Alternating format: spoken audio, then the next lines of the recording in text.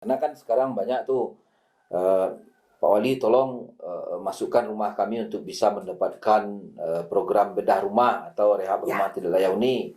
Nah, ini kriteria yang ditetapkan oleh Dinas Perkim sendiri gimana tuh Pak? ya.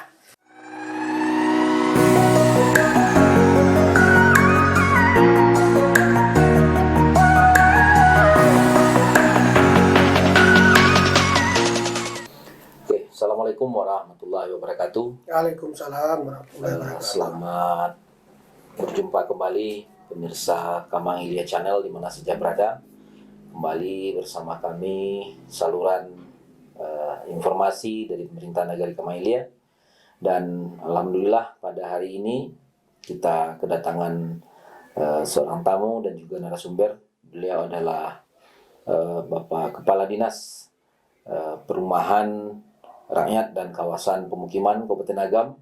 Selamat siang Pak Rinaldi. Selamat siang, Nyoli. Sehat Pak? Sehat walafiat. Alhamdulillah. Ya, pada hari ini pemirsa Kamang Channel kita sudah melaksanakan kegiatan sosialisasi bagi calon penerima manfaat kegiatan perbaikan rumah tidak layak huni untuk Nagari Kamang Ilya dan juga untuk Nagari Koto Tangah. Pada hari ini kita akan berbincang ringan dengan Pak Rinaldi terkait dengan program perbaikan rumah tidak layak huni. Oke Pak Rinaldi, mungkin sebagai awal Pak, mungkin Bapak bisa perkenalan diri dulu lah biar pemirsa Kamang Ilya Channel kita juga kenal dengan Bapak. Silakan Pak. Oke, Nyawali, terima kasih banyak Nyawali atas kesempatan yang telah diberikan kepada kami tentang komunikasi tentang peningkatan rumah tidak layak huni. Dapat kami informasikan Nyawali, perkenalkan diri dulu. Kami adalah nama Rinaldi STMT.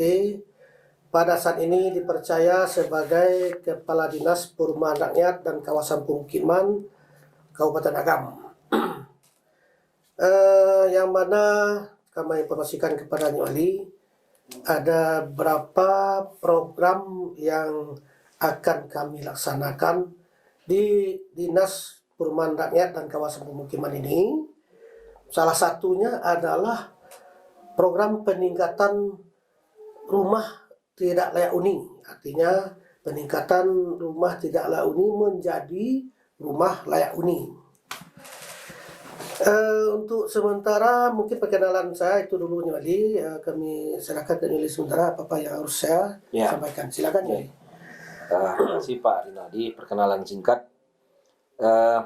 Jadi Pak, terkait dengan program yang ada di Dinas Perumahan Rakyat dan Kawasan Pemukiman Kabupaten Agam, apa saja bentuk kegiatan yang dikelola oleh Dinas Perkim ini Pak, selain daripada mungkin ya perbaikan rumah tidak layak huni, selain itu apalagi kegiatannya Pak? Ya, baik Nyoli, terima kasih.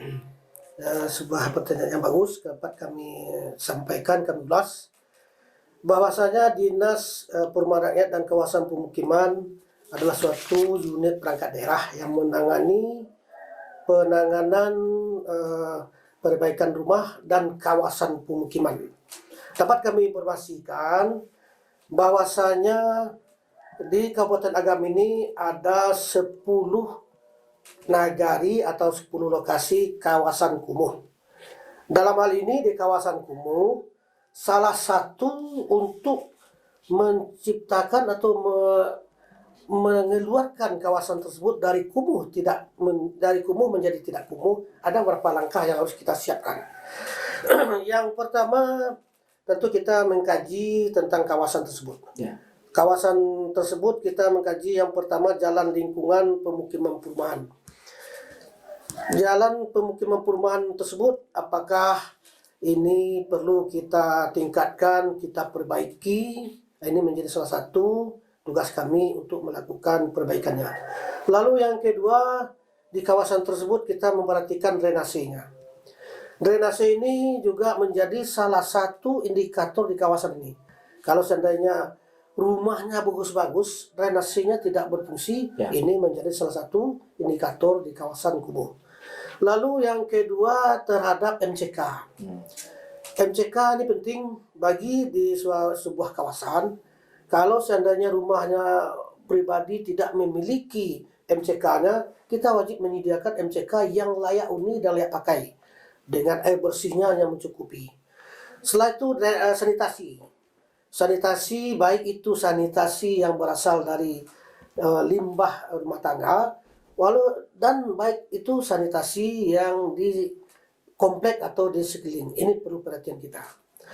Itu dapat kami informasikan ya Wali, kepada kawan-kawan pemirsa semuanya, yang saat ini di acara kita di Kamang Ilia ini kami informasikan ini adalah salah satu program peningkatan rumah bagi masyarakat. Ada bantuan rehab rumah tidak layak huni sebanyak 5 unit. Jadi ada program ini yang kami sosialisasikan. Yang pertama kita melakukan terhadap sosialisasi terhadap calon penerima bantuan ini, dan setelah itu kita melakukan verifikasi lapangan. Verifikasi lapangan ini sangat menentukan apakah memang yang diusulkan dari Jorong dan Nagari ini akan kita lakukan verifikasi sesuai dengan petunjuk teknis dan indikator yang telah ditetapkan. Kalau seandainya ini sudah memenuhi persyaratan sesuai indikator, kini Wali Nagari sebagai kepala pemerintahan di Nagari akan menetapkan calon penerima ini. Lalu calon penerima ini akan dilanjutkan ke kabupaten untuk ditetapkan oleh bupati calon penerima rumah tidak layak huni secara kabupaten. Mungkin itulah gambaran untuk program rehab rumah tidak layak huni ini. Kami lanjutkan Pak Wali, bahwasanya rumah merupakan kebutuhan dasar bagi masyarakat atau bagi manusia. Ya. Di samping pangan, sandang, papan, ini adalah kebutuhan dasar masyarakat. Ya. Jadi di sandang atau perumahan ini menjadi tugas dan tanggung jawab kita bersama. Bukan tanggung jawab dari pemerintah daerah Kabupaten Agam saja, juga menjadi tanggung jawab dari pemerintah pusat, provinsi, malah sampai ke Nagari. Ya. Ini ada peluang dari APBN Nagari untuk mengalokasikan anggaran, menetapkan juga atau menentukan juga rumah yang akan direhab melalui RTH ini. Kami informasikan pada tahun anggaran 2023 ada beberapa upaya dari Dinas Perkim untuk menggait atau melaksanakan program rumah tidak layak huni. Yang pertama kami mengupayakan melalui pengajuan proposal ke pusat. Dalam proposal ini kita melalui juga anggota DPR RI di Senayan, dan pada tahun anggaran 2023 ini sudah ditetapkan Kabupaten Agam mendapat dana dari pusat ini, dana dari APBN sebanyak 631 unit rumah. Lalu melalui dana pokok-pokok pikiran anggota DPRD Kabupaten Agam. Untuk saat ini pokok-pokok pikiran dari anggota DPRD Kabupaten Agam ini di Kabupaten Agam itu sebanyak 118 unit rumah yang dilakukan peningkatan hunian bagi masyarakat itu. Lalu ada lagi dari Renja OPD. Dari Renja OPD itu kami anggarkan sebanyak lebih kurang 13 unit rumah. Jadi pada tahun anggaran 2023 ini ada lebih kurang sebanyak 750 unit rumah yang akan kita lakukan rehabilitasi melalui program RTH ini. Untuk tahun ini Kamang Ilia mendapat anggaran dari pokok pikiran Bapak Ketua DPRD Kabupaten Agam, Bapak Dr. Novi Irwan, mengalokasikan sebanyak 5 unit rumah yang melakukan peningkatan hunian melalui program RTH ini. Mungkin itu gambaran sementara Pak Lim. Mungkin kalau ada yang lain kami bahas itu. Oke, makasih Pak Kadis. Jadi tadi Pak Kades menyampaikan di Perkim itu ada 4 garis besar kegiatan ya.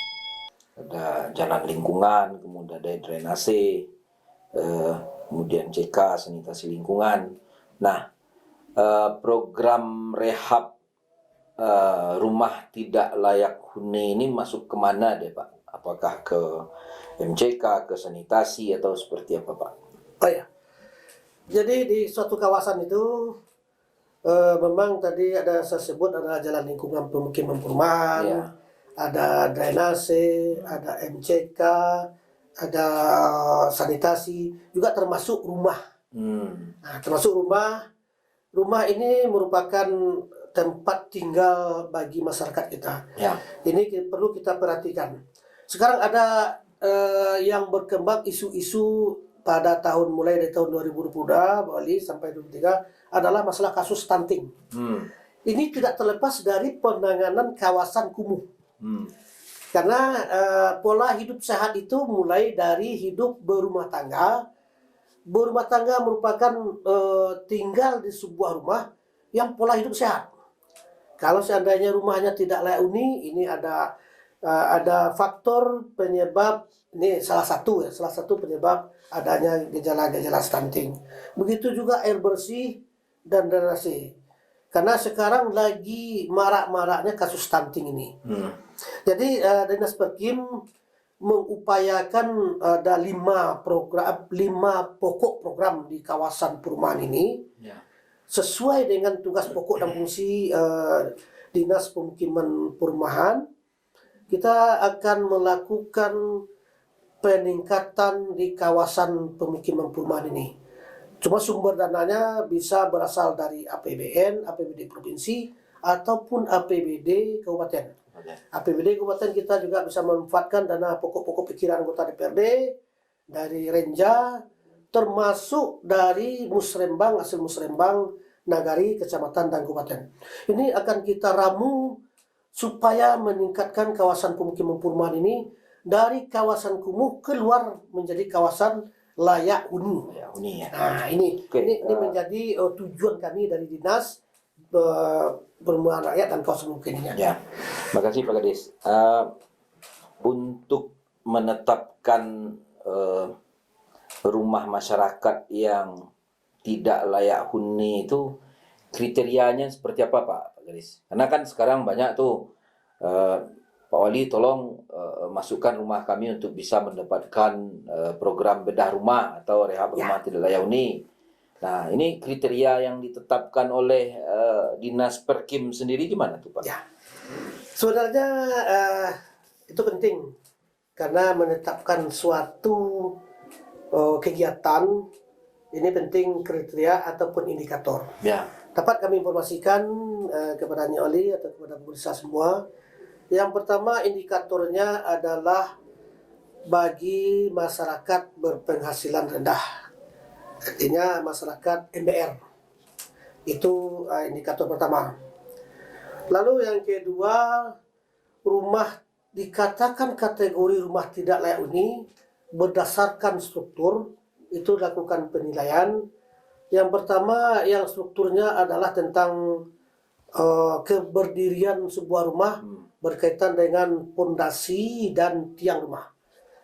Kalau seandainya pondasi atau tiang rumah ini tidak layak dihuni, ini masuk kategori rumah tidak layak huni. Lalu yang kedua terhadap penutup rumah, atap. Kalau sebuah rumah yang layak huni adalah bebas dari ancaman dingin dan panas. Artinya ketika musim hujan tidak kehujanan, ketika musim panas tidak kepanasan. Ya. Ini kategorinya. Kalau rumahnya itu sudah bocor atau sudah lapuk atapnya, ini kategori yang ditetapkan sebagai rumah tidak layak huni. Ya. Lalu yang ketiga terhadap penutup sekeliling, apa itu dinding. Dindingnya kita lihat apakah sudah masih berfungsi sebagai penutup sebuah bangunan atau tidak. Kalau seandainya sudah tidak berfungsi lagi karena udah kerusakan, kebocoran atau sudah lapuk, jebol, ini kategori yang ketiga. Yeah. Lalu yang keempat tentang lantai. Lantai kalau seandainya lantainya terutama lantai tanah Bali. Ini udah pasti ini. Karena kategori rumah layak huni itu lantainya sudah ditutupi baik itu dengan semen ataupun dengan papan. Itu. Kalau masih tanah ini sudah pasti masuk kategori tidak layak huni. Kalaupun sebelumnya sudah dilakukan pengecoran terhadap lantai tetapi sudah rusak, artinya sudah hancur, semennya sudah berserakan, udah di mana-mana sudah lantainya sudah jebol. Ini juga masuk kategori lantai yang harus diperbaiki. Dia ada 5 kategori yang menjadi perhatian bagi kita menentukan rumah tidak layak huni ini. Kalau seandainya ini masuk kategori yang kita survei, dia masuk kategori, ini kita tetapkan. Tapi kalau tidak masuk, nah ini tidak kita tetapkan. Nah, jadi persentase yang dari 5 kategori ini akan kita lakukan persentasenya. Mungkin dari 5 kategori ada 3 masuk kategori. Nah, ini kita lakukan persentasenya. Jadi memang kita menentukan kategori ini berdasarkan survei, itu masing-masing komponen kita tetapkan. Nah, masuknya persentasenya kategorinya rusak berat, kategori rumah tidak layak huni atau tidak. Nah, mungkin itu. Oke. Itu dari sisi kriteria ya, Pak Iya. Gadis, ya. Artinya setiap rumah yang harus kita ajukan harus memenuhi kriteria. Katakanlah kalau pernah saya dengar itu namanya Aladin, yang dinilai atap, lantai, dinding, gitu. Nah, kemudian Pak Kadis, banyak masyarakat bertanya bagaimana proses pengajuan dari rumah tidak layak huni itu untuk bisa dibantu supaya dapat program rehab atau perbaikan rumah tidak layak huni ini, Pak Kadis. Bagaimana proses? Baik, ini berkaitan dengan pengajuan anggaran ini berkaitan dengan anggaran. Dapat kami informasikan, yang pertama kita bisa memanfaatkan yaitu sumber-sumber dananya. Kalau katakanlah mungkin APBD Kabupaten Agam, kita bisa melalui Musrembang Nagari mengusulkan Musrembang Nagari sampai kecamatan sampai ke kabupaten. Itu adalah opsi pertama atau wadah pertama kita mengajukan program rehab rumah tidak layak huni ini atau RPLA ini melalui program ataupun kegiatan Musrembang berjenjang. Lalu yang kedua melalui usulan dari pokok-pokok pikiran dari anggota DPRD. Artinya pihak perangkat nagari atau penoleh nagari menyampaikan usulan ini baik itu berbentuk proposal melalui anggota dewan DPRD anggota di wilayah DPRD, kita. tentu terutama wilayah dapilnya. Lalu kita sampaikan ini Pak Dewan, ada masyarakat kita yang butuh mendapatkan program RTH. Itu yang kedua. Lalu yang ketiga juga bisa melalui proposal usulan ke dinas terkait adalah Dinas Perkim. Mungkin Pak Wali membuat proposal dan melampirkan foto-foto dan data-data untuk diajukan melalui renja OPD. Nah, ini juga bisa. Di OPD sendiri juga nanti kalau seandainya dananya tercover, ini akan diupayakan dana APBD. Tetapi kalau seandainya dananya tidak tercover karena keterbatasan anggaran kita, OPD melanjutkan juga ke pemerintah provinsi ataupun pemerintah pusat. Nah, pemerintah provinsi dan pusat tersebut kita juga bisa memanfaatkan link dengan anggota DPRD yang berada di provinsi, juga anggota DPR RI yang berada di Jakarta. Jadi itu tadi kan terkait dengan proses pengajuan, kemudian sumber pembiayaan. Nah, ketika proposal itu sudah dimasukkan atau pengajuan itu sudah dilaksanakan, Dinas Perkim akan melakukan verifikasi. Nah, kemudian dari sisi pelaksanaannya, Pak Kadis, apakah pelaksanaan ini dilaksanakan secara swakelola oleh masyarakat atau ada pihak ketiga yang membangunkan? Bagaimana Pak Kadis prosesnya, Pak Kadis? Termasuk berapa satu ini pertanyaan pertama yang harus Pak Kris jawab nih. Ya. Berapa masyarakat berapa dana yang diserahkan ke masyarakat untuk kegiatan RTLA ini? Ya, oke. Nyali, ini dapat kami ulas dan kami informasikan juga. Ya. Yang saya informasikan yang pertama keterkaitan dengan sistem pelaksanaan. Ya. Di dalam petunjuk ataupun di dalam program kita ajukan, RTH ini merupakan bentuknya adalah bantuan sosial. Ya. Bentuknya adalah bantuan sosial, artinya yang kita berikan itu adalah merupakan bahan bangunan.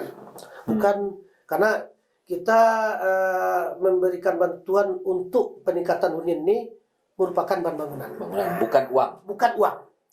Jadi dalam penganggaran betul uang, tetapi uang ini nanti ditransfer ke masyarakat calon penerima bantuan ini untuk dipergunakan membeli bahan bangunan.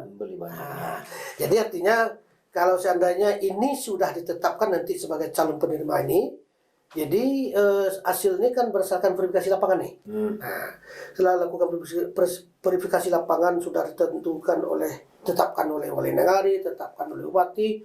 Proses selanjutnya adalah membuat rekening bagi penerima ini ditransfer dari APBD ke rekening masing-masing. Tapi tidak diuangkan. Bukan diuangkan, maksudnya bukan diambil oleh penerima bantuan uang nih. Uang ini tetap di rekening tersebut. Ini akan ditransfer juga ke toko bangunan. Ya, ke penyedia. Penyedia bahan. Ya. Nah, jadi nanti dalam proses pelaksanaan ini akan dibantu oleh tenaga fasilitator lapangan, TFL namanya. Mulai dari perencanaan sampai nanti membentuk kelompok-kelompok ada nanti kelompoknya bisa saja kelompoknya per nagari atau per kecamatan, itu sesuai dari jumlah dari boleh lintas nagari, Pak. boleh lintas nagari. Jadi kelompok ini untuk memudahkan komunikasi penerbitan rekening. Rekening.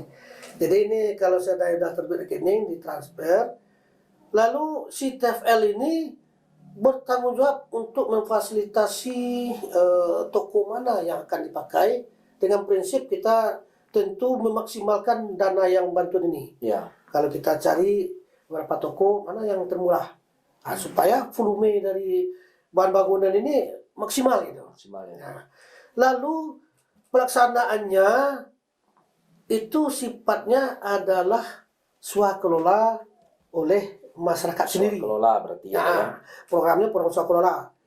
Jadi tukangnya silakan si calon penerima ini mencari siapa tukangnya. Bisa saja tukang ini mungkin keluarga dia sendiri, karena mungkin keluarganya ada pandai bertukang. Ya, dia bisa memanfaatkan tenaga tersebut. Kalau tidak ada, bisa juga mencari ke pihak-pihak tetangga yang lain atau ke lokasi-lokasi lain boleh. Nah, jadi swakelola. Besaran bantuan ini sesuai dengan yang telah ditetapkan di dalam DPA kami, itu sebesar 18 juta rupiah per unit rumah. Ini di transfer langsung ke rekening ini full. Ini kita karena bantuannya adalah sifatnya bantuan sosial, ini tidak ada pajak. Jadi bebas pajak. Bebas pajak.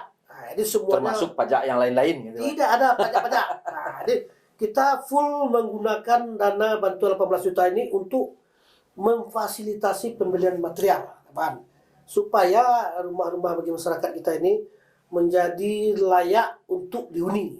Selama ini kita anggap rumahnya tidak layak karena ada beberapa kondisi yang sudah mulai rusak gitu. Nah, mungkin itu gambarannya. Menarik sekali, Pak. Jadi pelaksanaan kegiatan perbaikan rumah tidak layak huni ini adalah sistemnya swakelola oleh masyarakat yang punya rumah itu sendiri. Nah, mengenai penyedia, Pak, penyedia ini apakah atau masyarakat membeli bahan bangunan ini apakah harus yang di dalam nagari atau boleh toko atau kedai bangunan yang di luar dari nagari kita, Pak?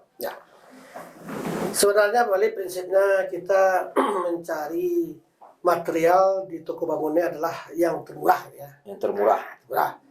Kalau umpamanya di dekat lokasi kegiatan ini kita survei memang murah daripada yang lain, ya apa salahnya, lebih Ya. baik kan? Ya. Tapi kalau seandainya lokasi ini jauh lebih mahal juga daripada yang di luarnya, Ya. ini contoh kan di Kamanglia nih, ada di Mage, dia tanya, ini contoh saja nih Pak Wali, semen. Berapa harga semen Pak kalau di toko ini? Katanya semen 80.000 per sak. Coba kita coba di luar itu sedikit. Ya, ya, ya. Namanya di Pekan Kamis, ini contoh. Di Pekan Kamis berapa? Katanya 78. Apakah sudah sampai di tempat atau belum? Ini juga perlu. Karena lokasi jarak untuk melansir kan. Ya. Kalau memang seandainya murah di Pekan Kamis, lakukan Pekan Kamis. Oh, Nah, tidak mesti yang terdekat. ya, ya. Karena kata kuncinya adalah Termurah. kita mencari bahan bangunan yang termurah untuk supaya volume bantuan ini lebih maksimal kita manfaatkan. Termurah tapi secara kualitas bahan harus tetap terjaga. Dipertanggungjawabkan. Dapat dipertanggungjawabkan. Oke, Pak Kadis. Jangan termurah tapi tidak dapat dipertanggungjawabkan. Jangan. Nah, ini Oke, penting. itu mengenai Ya. pelaksanaan kegiatan Pak Kadis. Tadi Pak Kadis juga menyinggung tenaga TFL ya. Iya. Jadi setiap pelaksanaan kegiatan ini didampingi nanti oleh tenaga pendamping atau Ya. fasilitator. Nah, terkait pengawasan Pak Kadis, bagaimana metode pengawasan dari pelaksanaan program perbaikan rumah tidak layak huni dan siapa-siapa saja yang terlibat di dalam proses pengawasan ini? Ini juga penting nih. Karena pengawasan itu kalau sebuah kegiatan tidak ada diawasi, Ya, juga tidak berjalan maksimal. ya, betul. Ini dapat kami pastikan. Jadi begini Pak Ali, pengawasan itu adalah secara kelembagaan kita semua mengawasi. Tidak terlepas juga pemerintah negari juga ikut mengawasi. Ya. Mulai dari jorong, dari negari. Tetapi tenaga teknis yang langsung melakukan pengawasan dari rumah ke rumah ini adalah TFL. TFL ini satu kelompok ini ada 2 orang. Yang basic yang pertama TFL ini adalah yang satu, karena 2 orang, 1 orang ini harus teknis. Ya. Basicnya adalah teknik. Artinya mulai nanti waktu survei awal dia sudah bisa menilai secara teknis tentang kelayakan, tentang kebutuhan material yang akan dibeli nanti, tentang estimasi volume yang akan ditetapkan nanti. Makanya perlu orang teknis. Sampai nanti teknis ini pengawasan. Umpama ini tukang oleh orang pemilik rumah atau penerima bantuan, dia ada tukangnya nih. Ya. Tim fasilitator juga memberikan petunjuk-petunjuk teknis di dalam pelaksanaan. Nah ini karena TFL ini saya cari orang teknis satu. Nah ini mulai dari perencanaan sampai pengawasan Berarti TFL kita 2 ya. ya, teknis satu dan sosial satu. Oh iya. Nah, jadi yang teknis ini sampai pengawasan akan saya tugaskan dia melakukan pengawasan sampai nanti pelaporan. Sampai laporan akhir nanti saya minta pertanggungjawaban TFL ini mana laporan pelaksanaan mulai dari perencanaan, pelaksanaan sampai laporan pengawasan. Ya. Nah, ini fotonya mana? Mulai dari minimal foto 0%, 50%, 100%. Nah, ini saya minta nih. Jadi gunanya untuk melakukan peninjauan lapangan, memang betul-betul ini terpasang barang yang kita lakukan di program ini. Nah, ini TFL juga termasuk fungsinya adalah pengawasan ini. Dan tidak terlepas juga pengawasan internalnya dari pemerintahan, mulai dari jorong sampai ke nagari itu. Oke Pak Kadis, luar biasa sekali penjabaran yang beliau sampaikan kepada kita pemirsa Kamanglia Channel. Terakhir Pak Kadis, sebelum kita tutup, apa harapan dari Pak Kadis terkait dengan pelaksanaan kegiatan yang dilaksanakan di bawah naungan Perkim, Dinas Perkim nih Pak Kadis, silakan. Nih, Ini merupakan nih harapan ini kan penting nih, tujuan kita, goalnya seperti apa. Gitu. Jadi secara makro mungkin saya sampaikan Pak Ali, Ya. yang tujuan atau harapan kita bersama juga memang tertumpang tugas pokok dan fungsi ke Dinas Perkim. Yang pertama tentang kawasan kumuh. Ini harapan saya di tahun anggaran 2026 dari kawasan kumuh menjadi kawasan tidak kumuh. Ya. Nah, kawasan kumuh tadi kan penyebabnya ada 5 tadi. Nah, itu harapan saya. Berkaitan dengan rumah, karena di tahun anggaran 2022 ini masih ada sekitar 3.000 unit rumah lagi yang akan kita lakukan peningkatan hunian ini dari program RTLH salah satunya. Saya mengupayakan masyarakat kita Kabupaten Agam khususnya di Kamanggilir di tahun 2026 ini tuntas penanganan peningkatan hunian masyarakat kita dengan program RTLH ini. Ya. Saya akan mencoba mengupayakan baik itu dari sumber-sumber dana pokir ataupun renja dari OPD kita upayakan. Yang penting kita melakukan upaya peningkatan ini, ada informasi dari Pak Wali atau Pak Jorong, kita lakukan sinkronisasi. Ya.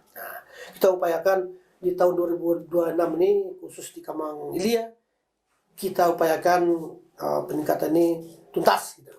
Upaya saya, jadi masyarakat kita ini ada merasa kenyamanan tinggal di sebuah bangunan. Tidak ada rasa takut terhadap hujan dan panas dan terhadap gangguan lain gitu. Itu adalah harapan kami. Begitu juga lingkungan. Jadi lingkungan juga terhadap jalan lingkungan perumahan tidak ada lagi yang ketika musim hujan becek. Ya.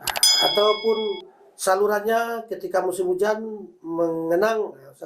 Saya upayakan dilancar. Ya. Begitu juga MCK-nya, kalau seandainya sebuah kawasan perumahan ini MCK pribadi tidak mencukupi, kita upayakan membangun MCK tersendiri.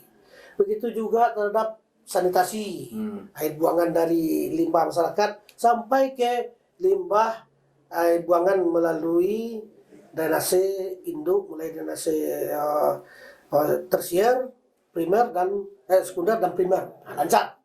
Tapi perlu dukungan kita bersama. Itu. Oke, sedikit Pak Kades, Ya. walaupun tadi saya katakan yang terakhir, tapi ini penting Pak, karena ini program yang sifatnya nasional ya. Ya. Stunting. Jadi program perbaikan RTH ini merupakan bagian dari intervensi Dinas Perkim untuk penanganan stunting, Pak Kades. Ya, ini stunting adalah sebuah penanganan kompleks gitu. Ya. Penyebabnya bukan gizi saja. Ya. Stunting, makanya kemarin di tahun anggaran 2022 sebuah tim penanganan stunting Kabupaten Agam termasuk Perkim itu tergabung menangani pengurangan atau program pengurangan stunting di Kabupaten Agam. Ya. Ya, salah satu Dinas Perkim penanganan stunting terlibat di dalam sebuah penyebab dari stunting ini. Karena di kawasan itu mungkin penyebab stunting ini mungkin tempat tinggalnya tidak layak tadi. Ya. Kita bayangkan mungkin dia mempunyai bayi tinggal di sebuah rumah tapi tidak layak. Itu menurut analisa orang kesehatan ya, ini juga mempengaruhi tumbuh kembangnya sebuah anak. Ya. Karena dia tinggal di rumah tidak layak huni. Karena tidak layak huni ini kan semua bisa saja masuk segala macam penyakit, apalagi sanitasinya nggak beres, air bersihnya nggak beres, rumahnya nggak beres. Ini kata orang kesehatan penelitiannya juga termasuk lingkungan yang menyebabkan stunting. Kalau dulu kita berasumsi stunting ini tumbuh kembangnya tidak wajar karena gizi atau makanan. Rupanya dikaji bukan gizi aja, lingkungan juga mempengaruhi. Karena lingkungan ini bisa kan dia tinggal di sebuah yang tidak layak huni ini, kata penelitian penyebab gangguan terhadap tumbuh kembang sebuah bayi. Nah, jadi memang ada intervensi terhadap Dinas Perkim menangani kasus stunting. Oke, Pak Kadis, Pak Rinaldi STMT, barangkali kita sampai ke penghujung acara, Pak Kadis. Kami atas nama seluruh kru Kemang Ilya Channel dan pemerintah Nagari Kemang Ilya mengucapkan terima kasih atas waktu yang Pak Kadis berikan kepada kami. Terima kasih Pak Kadis. Pemirsa Kemang Ilya Channel di mana saja berada, itulah bincang-bincang kita pada hari ini dengan Pak Rinaldi STMT selaku beliau Kepala Dinas Perumahan dan Pemukiman Kabupaten Agam. Demikian saja kami tutup. Assalamualaikum warahmatullahi wabarakatuh.